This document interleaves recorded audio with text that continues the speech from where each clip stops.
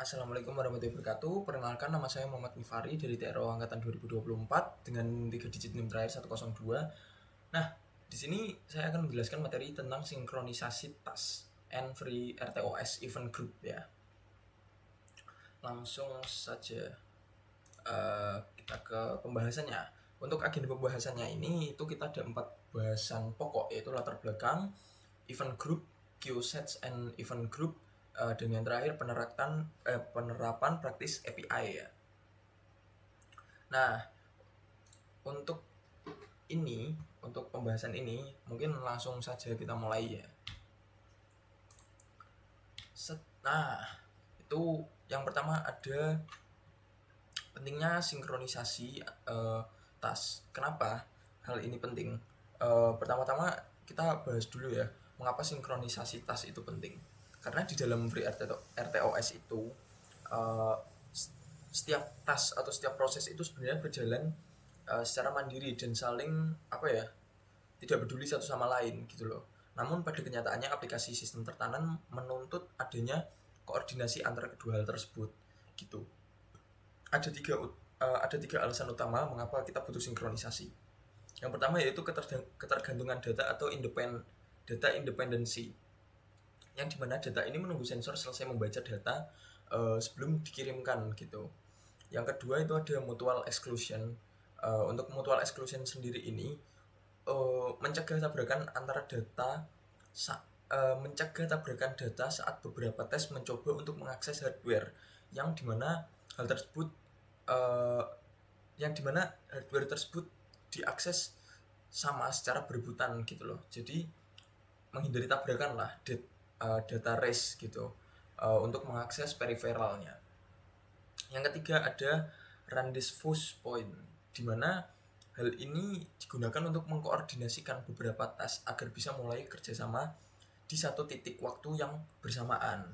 Ini akan berkesinambungan dengan slide selanjutnya. Nah, mengenal free RTOS group. Di sini itu kita mengenal fitur yang dimana free RTOS yang menjadi solusi sebuah masalah yang sangat elegan gitu. Secara sederhananya, event group ini adalah sekumpulan flag ataupun bit status binary yang digunakan untuk memberikan sinyal atau sinkronisasi ke satu atau beberapa tes sekaligus. Setiap bit ini mewakili bahwasannya satu kondisi nilai 1 jika kejadiannya tidak terjadi dan nilai 0 jika belum terjadi gitu. Untuk kelebihannya sendiri dari free RTOS group ini itu bisa multicast atau berbeda dengan semapur yang hanya bisa membangunkan satu tes lalu di end membangun lagi di end lagi gitu. Untuk free event group ini dapat membangun semua tes yang menunggu kondisi bit tersebut secara instan. Jadi bit 1 belum selesai, bit kedua udah mulai ngebangun lagi di bawahnya secara kontinu gitu. Hal ini mengurangi konsumsi RAM secara dramatis dibandingkan mengalokasikan banyak pada semapur individual. Lanjut ke queue sets and event group. Ini ada mungkin beberapa fungsi utama dari queue sets dan juga event group. Yang pertama, di antaranya mungkin dari kita banyak bertanya ya, apa bedanya event group dengan queue sets? Mungkin akan saya bedah menjadi saya akan bedah satu persatu ya. Yang pertama, dari queue set ini dirancang untuk menerima data atau pesan langsung dari berbagai queue atau semapur yang berbeda gitu. Jadi output yang dikembalikan ke sistem itu berupa objek data utuh. Sementara event group hanya mendeteksi nilai status binary atau bit mask, yaitu 0 ataupun 1. Lanjut ke yang kedua, itu ada bagian dari sisi pemblokiran task. Queue set ini akan menahan task sampai ada data yang masuk ke dalam antrian gitu. Sedangkan untuk event group sendiri, dia bahasanya menahan task sampai kombinasi logika bit yang kita inginkan atau set point yang kita inginkan seperti logika AND atau OR itu berhasil dijalankan, terpenuhi gitu. Hasilnya dari segi konsumsi memori, event group jauh lebih ringan karena hanya memerlukan alokasi data bertipe. Di sini saya menjelaskannya contohnya ya. menjelaskan tentang event bits strip C gitu. Lanjut ke API set bit dari interrupt sendiri. Nah, untuk set group dari interrupt sendiri itu penting ya, karena pemicu event berasal dari luar microcontroller, seperti adanya empty list, terus habis itu pointer to test, next pointer sama dengan 0, itu di sini digunakan banget karena untuk penerapannya itu sangat mudah dan juga logikanya itu gampang. Semisal kita ada tombol fisik yang ditekan atau sinyal masuk dari sensor eksternal, hal ini bisa berjalan di dalam interrupt service routine, yang dimana fungsi dari set bit interrupt ini dirancang untuk tidak mengganggu kestabilan sistem utama FreeRTOS inilah, dengan memanfaatkan bantuan daemon test untuk mengeksekusi perintahnya secara tidak langsung gitu. Jadi ada jeda latensi. Nah, di sini saya juga tambahkan tentang safe execution dan juga hardware trigger. Safe execution ini untuk pengamanannya mereka menggunakan antrean daemon test agar aman dari gangguan interrupt nesting.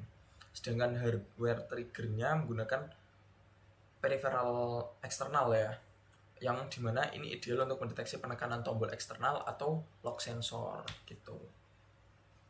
Lanjut ke sinkronisasi lanjutan.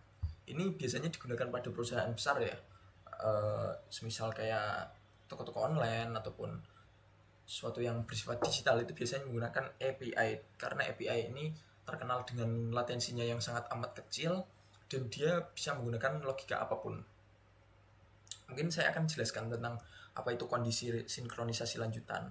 Nah, di sini saya tuliskan ya, fungsi X event group ini digunakan di sebuah task untuk tidur atau terblokir sementara sampai waktu kondisi bit yang ia tunggu bernilai 1 atau bernilai benar gitu. Di sini kita bisa mengatur antara logika tunggu secara fleksibel. Apakah harus menunggu semua bit menyala dulu baru dengan menggunakan logika N, atau cukup salah satu bit yang menyala menggunakan logika OR gitu. Yang kedua ada synchron bit API. Itu digunakan untuk sinkronisasi kelompok. Nah, di sini menariknya, setiap tes akan menyalakan bit miliknya masing-masing lalu otomatis menunggu rekan tes lainnya yang melakukan hal yang sama gitu. Jadi setelah seluruh kelompok tes siap, barulah mereka melanjutkan eksekusi secara bersama-sama. Itu nunggu semua satu dulu, baru dia akan berjalan ke fase berikutnya. Nah, untuk menuju ke fase berikutnya itu sebenarnya ada beberapa hal yang perlu diperhatikan. Salah satunya efisiensi memori sistem.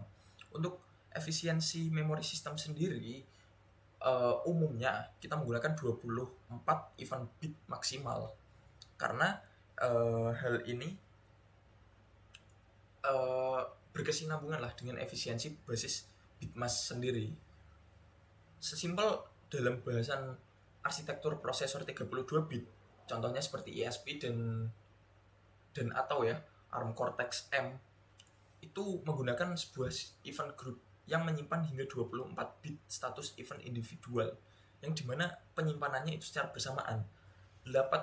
Untuk 8 bit sisanya dipakai oleh internal control kernel. Jadi dia tetap ada space untuk dia menyelipkan internal control kernelnya.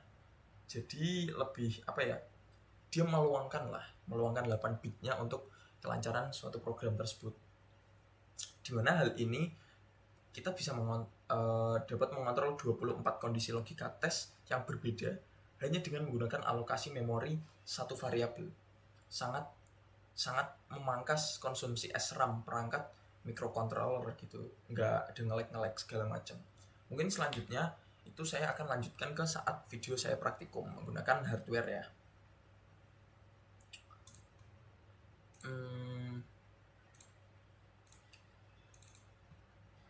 Nah, di sini mungkin saya pengen menggunakan potensio aja. Nah, di sini itu kami menggunakan kami menggunakan STM32 yang disambungkan dengan potensio untuk menyalakan sebuah lampu atau indikator. Di sini itu saat potensio bernilai 0, dia tidak akan berjalan. Karena apa? Karena ya balik lagi ke tadi, dia hanya bisa melakukan processing menggunakan menunggu hingga salah satu tas itu bernilai 1. Dan di sini ini udah kebaca gitu ya. Begitu dia kebaca langsung menyala, des gitu. Atau mungkin contoh lainnya, nah ini menggunakan servo. Saat udah bernilai 1, dia baru bisa untuk menggerakkan suatu servo gitu. Nah ini servonya bergerak di berapapun kondisi potensionya. Nah indikatornya kita pakai lampu ya. Tuh. Lalu untuk pengukuran sudut servo ini nggak ada video programnya. Mungkin yang pakai ESP ada. Nah ini akan terlihat lebih jelas ya harusnya. Nah di sini ini kita coba buat hardware. Kita buat software yang dimana dia bisa membaca pergerakan dari servo dan latensi sinyalnya seperti ini. Nah begitu potensio digerakkan ya, ini servo bergerak mengikuti dengan jumlah sinyal digital sinyal analog yang dihasilkan sama si potensionya ini. Sini kami menambahkan LED. Ini kami menambahkan juga servonya itu berputar berapa derajat sesuai dengan potensio yang kita putar. Jadi dari sinyal analog itu kebaca ke digital, dibalikin lagi ke digital untuk ke LED-nya ini.